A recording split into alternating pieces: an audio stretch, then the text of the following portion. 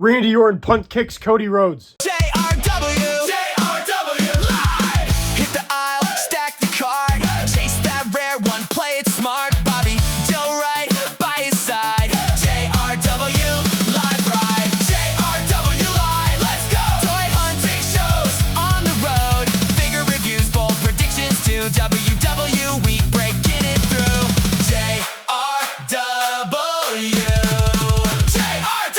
live. What's up, JRW? The setup review of WrestleMania Night 1. They kicked out the show with John Cena's music hitting, which was awesome. Seeing the Titantron of his music, of John Cena, like it actually had like his graphics and everything, but with a suit. John Cena comes out in a suit because he's the host of WrestleMania. He tells cameraman Stu that he's not gonna run, but he ends up running down the ramp halfway with the dress shoes. I thought John Cena was gonna trip, man. Running in dress shoes is insane. He definitely looked like he was struggling. Got down the ring, tried doing his like a little throw it up the three thing. Struggled to do that also in the suit because you don't want to rip the suit. But then he welcomes us to WrestleMania because he's the host, which was really cool. But honestly though, just seeing John Cena, hearing his music at WrestleMania was just awesome. Like, I know he's retired, but even him being in a suit and his music hitting, seeing the Titantron, I mean, like, personally, in my opinion, have John Cena be the host of WrestleMania every year, and I'll be happy. I mean, like, it'll be awesome then. But John Cena introduced us to WrestleMania, and then Jey Uso, and Jimmy Uso's, the Usos music, it's their version of Jey Uso's, like, Yeet music. Hits, and they come down to the ring having a cool entrance. Not as hype as last year for Jey Uso's world title match, but it was pretty hype. And then LA Knight's music hits. LA Knight comes out with like a truck, stands on top of it. I was afraid of LA Knight slipping and then ruining the match. But the three of them are in the ring, and then the Vision's music hits. And the Vision have quite an interesting entrance. Like a giant white towel comes down that says the Vision. Then on the others, they show the other side of it. They ended up showing like 10 different camera angles of the Vision, and I show speed. And this match was not very long at all. It was a weird finish. Like ISHO Speed pushed LA Knight out of the ring, and Austin Theory got pissed off at him. And then LA Knight pushed ISHO Speed into Austin Theory, and ISHO Speed falls off to the corner of the ring. Then LA Knight hits the BFT on Austin Theory, 1, 2, 3, picks up the victory for the Usos and LA Knight. And then Logan Paul gets pissed at ISHO Speed and knocks him out with a big old punch with that titanium loaded hand. The Usos and LA Knight end up coming for the save for ISHO Speed, beating up Logan Paul and Austin Theory. And then they convinced ISHO Speed to go to the top of the the top of the rope and then onto the post, like how Logan Paul does. And he does a giant splash through the announce table onto Logan Paul's dead body because the Usos and LA Knight beat up Logan Paul. And ISHO Speed hits a crazy splash from the top turnbuckle, like post, onto the announce table, laying out Logan Paul. I got to give credit to ISHO Speed. First off, in the match, he was pretty athletic, doing pretty good. But this was very, I'd say, if I was him, I'd be so nervous. I'm like, he's not a trained professional wrestler. Like, he probably trained a little bit for this, but man, that is nerve-wracking. He did a great job landing right on Logan Paul. Perfect shots, taking him out. So that was a good way to open the show. I just thought this was a little short. Then we had the unsanctioned match between Drew McIntyre and Jacob Fatu. Jacob Fatu having a really cool entrance. Almost his gear kind of reminded me of Predator. He had like a military gear in the back of it, having his werewolf mask kind of like Predator.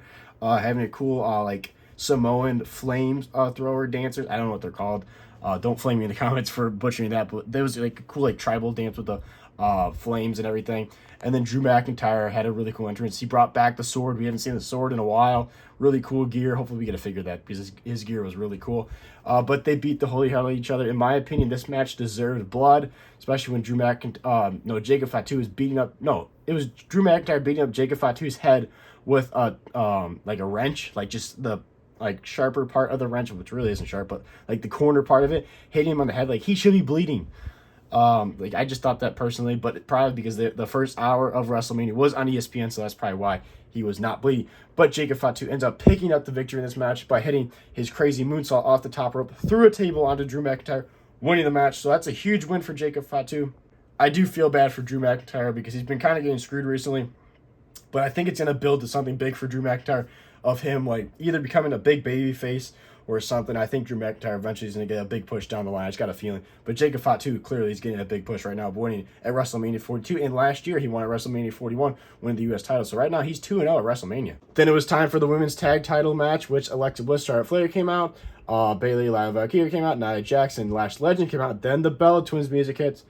And there's been rumors everywhere that Nikki Bella will not be able to compete because she's not medically cleared because of her foot. And she comes out, she goes, I tried my hardest to wrestle, guys, but I'm not medically cleared. So to not let down Brie, I called an old friend. And Paige's music hits. Paige is returned to WWE. We have not seen her in WWE in 8 years. She was in AEW for a while. Under her real name is Soraya. But now she's back in WWE as Paige. She comes down the ring with Brie Bella. They tag together. Nikki Bella is kind of like their manager down there with her boot and her crutch. But this match overall, in my opinion, was very boring. But the pop for Paige was actually crazy. The huge pop for Paige. Everybody was hyped for that. But overall, the match itself was pretty boring. Paige ended up picking up the victory. She was all alone in the ring. Picks up the victory. And her and Brie Bella win the tag titles. And Nikki Bella's in the ring celebrating with them. I'm assuming down the line this sets up with the Bellas either turning on Paige or the Paige turning on them, and then the Bellas end up getting the tag titles together, and then Paige does her own thing. I feel like this is just temporary until Nikki Bella is healed, and then Paige does her own thing on the main roster. But really cool to see Paige back, and the Bellas now are tag team champions, or half of the Bellas are tag team champions. Brie's tag champ and Paige's tag champ, and eventually I'm assuming Nikki will get the other half. But overall, the match itself wasn't great, but it was a huge moment seeing Paige return to WWE. Then Becky Lynch had a live performance entrance by her band, which was brutal. The lip syncing was so bad. Like, it was so obvious. She came down to the ring, and then AJ Lee had an interesting entrance with a bunch of little kids, like mini versions of her. It was kind of funny. Kind of like the John Cena route, which it continues to be the streak. Every time John Cena had mini little John Cenas or kid versions of him, he lost. Well, guess what? AJ Lee had the mini AJ Lees, and she lost. Becky Lynch won the Women's Intercontinental Championship off AJ Lee. So Becky Lynch is either a 3 or a 4-time Women's Intercontinental Champion now. But man, you do not want to come out with mini versions of you because apparently you always lose. But Becky Lynch picks up the victory by cheating. She had the turnbuckle exposed. The referee had just taken a bump. She pushes AJ Lee's head first, and the turnbuckle hits the main handle slam. 1, 2, 3. Becky Lynch wins the Intercontinental Championship and walks out champion. I'm assuming, hopefully this is over, the storyline with AJ Lee and Becky Lynch, in my opinion, because I feel like this has been very lackluster and boring. It's just been the same thing since September when AJ Lee returned. So hopefully this is finally over, and AJ Lee, maybe she goes and feuds with Paige or something like that, or the Bellas, and then we get like some more nostalgia stuff, because that's what everybody wants. Or what she should do, AJ Lee should go feud with up-and-coming women wrestlers. Then Gunther and Seth Rollins went one-on-one, having all the matches of WrestleMania building up to this match were super short, like either under 10 minutes or just barely 10 minutes. So everybody was online like, what is going on? Then Seth and Gunther had just under a 20-minute match, an absolute banger, instant classic. And Seth Rollins was dominating outside of the ring when out of nowhere, the crowd didn't even notice it. Just out of nowhere, top speed, spear by the returning Braun Breaker. Braun Breaker spears Seth Rollins. We have not seen Braun Breaker since he took out Seth Rollins, and then the next week going on a rampage, and that's when he got injured flipping the announce table. Now he's back, and screws Seth Rollins, because Gunther gets Seth Rollins in the ring, gets into this chokehold, and puts him to sleep. So Gunther picks up the victory over Seth Rollins. I was kind of upset because I'm like, Seth Rollins just came back from injury. We don't need Gunther winning. I'm getting really tired of Gunther. I know a lot of people are. I'm really, really starting to get tired of Gunther. I've been kind of defending him. Like, he's a good wrestler. I'm really starting to get tired of him. But at least Seth losing is building to a story with Braun Breaker. Because afterwards, Seth was starting to walk up the ramp because it's a football field. Braun Breaker's at the top of the ramp and ran all the way down at top speed and absolutely murders Seth Rollins with a spear. Braun Breaker was moving. You know the meme of Charles Robinson running? Braun Breaker was running just like it. Was funny as hell. And then speared the holy hell out of Seth freaking Rollins. So I'm assuming maybe they feud over the whole summer, and the big match for Seth Rollins and Braun Breaker is at SummerSlam, because I'm assuming the original plan before both of them got injured, it was supposed to be Seth Rollins and Braun Breaker WrestleMania, but now we got Braun Breaker returning from injury, and Seth Rollins, his first match, so returning from injury. Both of them got injured. But I'm hyped for this. Braun Breaker's definitely a future megastar, and Seth Rollins is Seth Rollins. Then it was time for the Women's World Title match, the second to last match of the show. Stephanie Vaquero defending her Women's World Title against Liv Morgan. Liv Morgan had an absolute brutal, very hard to watch entrance of her live action music video of her song.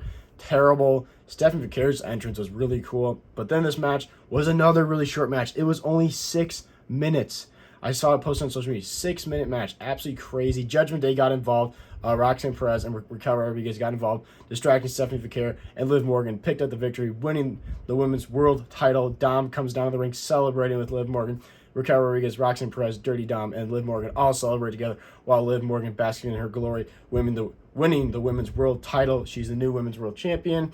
I'm assuming this isn't the end of her and Stephanie Vaquer, since Stephanie Vaquer got screwed because she was totally outnumbered. But Liv Morgan right now is the new women's world champion. Now let's see if Dom can continue this winning streak and beat Finn Balor tomorrow at WrestleMania on night 2. Hopefully not. I want the Demon Finn Balor to win. Then the host John Cena came back down to the ring and announced the attendance. And then the EST Bianca Belair music's hit. We've not seen Bianca Belair since literally a whole year ago at WrestleMania 41 when she broke her finger or messed it all up and she had to have major surgery on her finger. She comes down the ring doing her dance to this giant crazy blue robe thing and talks about how you can't have WrestleMania without EST. And then she's like, I'm here to announce it. And she opens her like robe and she has like a cutout for like her stomach and she's clearly pregnant. And she's like, I'm pregnant. So the EST Bianca Belair returned just to announce that she's not coming back anytime soon. She is pregnant. So I guess the injury with the finger has been a part of the reason, but also obviously she is pregnant.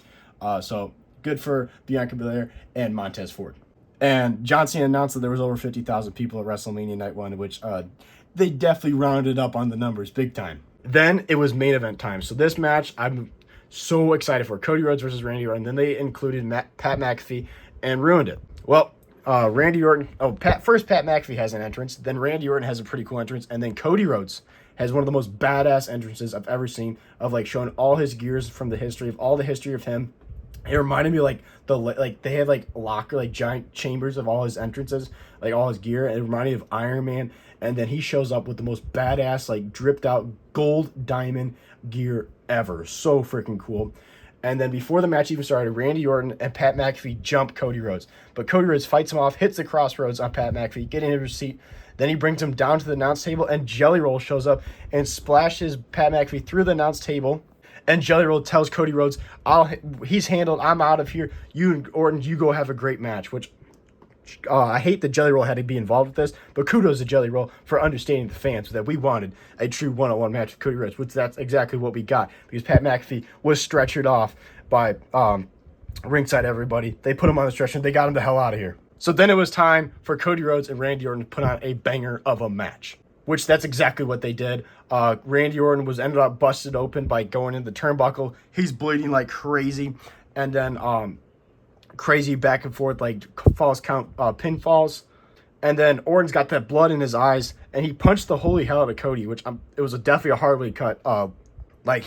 Cody was gushing blood on the side of his head. I drew it on there above his eye. He had a nasty cut. His whole hair looked like completely red. The side of his head just pouring blood. But Orton's face is covered in blood, and he sees blonde hair. Wasn't him. It was Charles Robinson, the referee, and RKO's Charles Robinson. And then here comes down running another referee, and it's Pat McAfee in a referee outfit with a neck brace. He comes down to the ring. Orton gets the RKO, and Pat McAfee's counting 1, 2, and Cody still kicks out.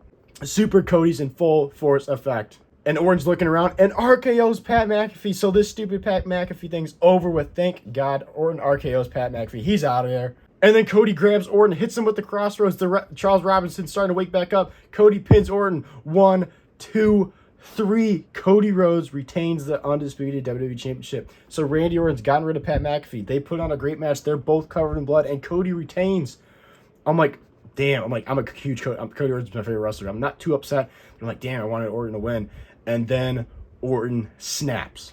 I'm like, he already has beaten up Cody Rhodes and snapped, but this is a whole nother level. He starts beating up Cody. He hits him with the title, murdering him. And then he starts stepping back, and he hits the punt kick. We haven't seen him hit the punt kick on anybody in years. He punt kicks Cody Rhodes. The crowd goes crazy.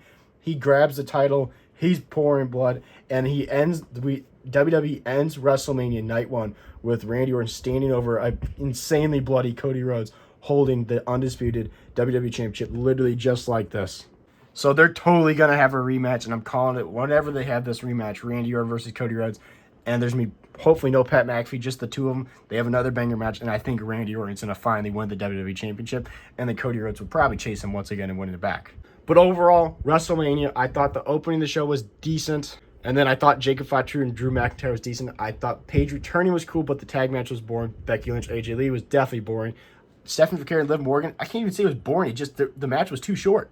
Gunther and Seth was a great match. And the main event, as much as I was very upset about the Pat McAfee thing, in my opinion, they did their best way of improving it without making it terrible and not, like, because obviously they can't just ditch the Pat McAfee thing because they're so invested into it already. They did a great job of moving around it, and then Cody and Orton had a great match. So I'm going to give, and also seeing John Cena as the host was awesome, and congratulations, Bianca Belair and Montez Ford. But I'm going to give WrestleMania Night 1 a 7 out of 10 because there was definitely some weak spots in WrestleMania, and some of it was boring. But overall, WrestleMania Night 1 was a decent show. So drop down in the comments below, what was your favorite moment of WrestleMania Night 1, and what are you looking forward to WrestleMania Night 2? Because I can't wait for WrestleMania Night 2. There's going to be so many great matches tomorrow, and you already know the setup review will be going up tomorrow of WrestleMania Night 2, so stay tuned for the setup review of WrestleMania Night 2. This is Jeremy Live. Make sure to like and follow, like, subscribe, and I'll see you guys in the next one.